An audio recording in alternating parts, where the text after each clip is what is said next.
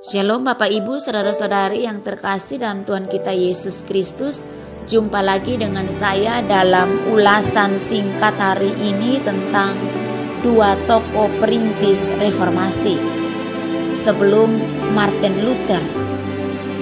John Wycliffe abad ke-14 ia menanam benih, kemudian Jan Hus abad ke-15 menyiram benih yang ditanam oleh John Wycliffe. Lalu Martin Luther abad ke-16 memastikan bunganya tumbuh dan mekar. John Wycliffe lahir di Yorkshire. Ia belajar dan berkarya di Oxford dan Lutterworth.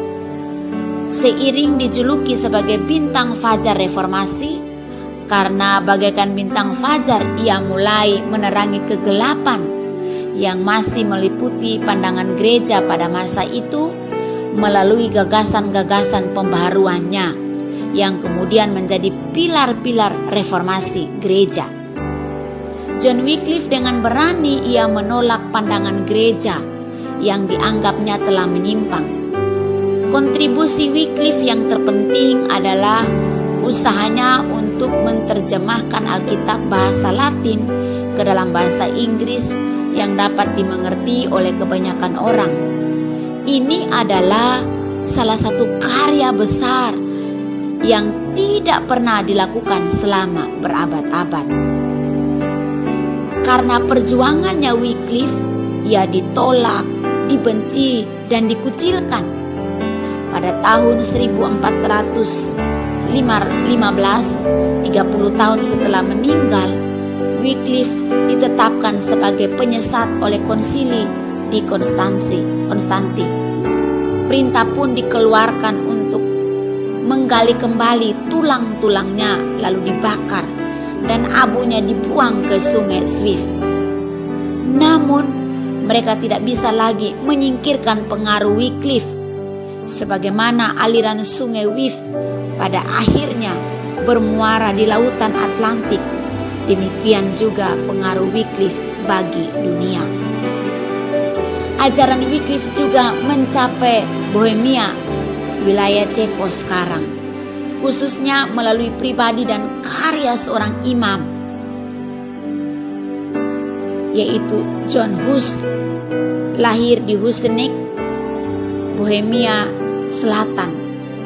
Melalui kuliah dan khotbah-khotbahnya di Praha dan sekitarnya, Hus meneruskan gagasan-gagasan pembaruan Wycliffe seperti keutamaan Kristus sebagai kepala gereja dan otoritas kitab suci di atas tradisi. Hus dengan tegas menolak praktik penjualan indulgensia sebagai sarana pengampunan dosa.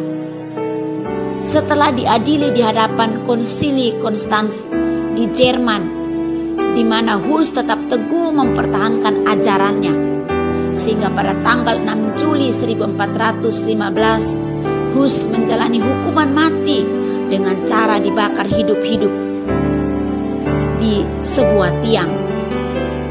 Saat itu Hus diminta sekali lagi untuk menyangkali ajarannya agar terhindar dari hukuman itu, tapi ia menolak. Sambil melantunkan kata-kata pujian, "Kristus anak Allah yang hidup, kasihanilah aku." Kemudian Hus mati sebagai seorang martir. Api membakar habis semua tubuh Jan Hus. Namun ajarannya juga mulai menjalar bagaikan api ke wilayah-wilayah lain di Eropa, yang kemudian Martin Luther mengakuinya pada tahun 1520. Ia katakan, "Saya telah mengajarkan dan memegang semua ajaran Jan Hus, tapi saya selama ini tidak mengetahui itu. Kita semua adalah pengikut Hus dan kita tidak menyadarinya." Dan ketika memperingati reformasi gereja kita sering fokus kepada nama-nama besar para reformator, Luther, Calvin, Knox, dan Beza, dan yang lainnya. Namun kita tidak boleh melupakan mereka yang lebih dahulu dipakai Allah untuk merintis jalan menuju reformasi, bahkan dengan mempertaruhkan nyawa mereka sendiri. Mereka dibakar dan dianiaya. Namun mereka tetap setia mengajarkan jalan kebenaran di dalam Kristus, bahwa Kristus adalah satu-satunya Tuhan dan jalan kebenaran. Tidak ada seorang pun yang datang kepada Bapa kecuali melalui Kristus. Demikianlah ulasan singkat dari tokoh-tokoh perintis reformasi, kiranya memberi inspirasi kepada kita untuk terus mengiring Tuhan, memikul salib sampai kita mengakhiri nyawa kita di bumi ini. Tuhan memberkati kita. Biarlah ulasan singkat ini menolong, memperingati kita untuk terus memaknai hidup mengiring Tuhan kita Yesus Kristus. Shalom.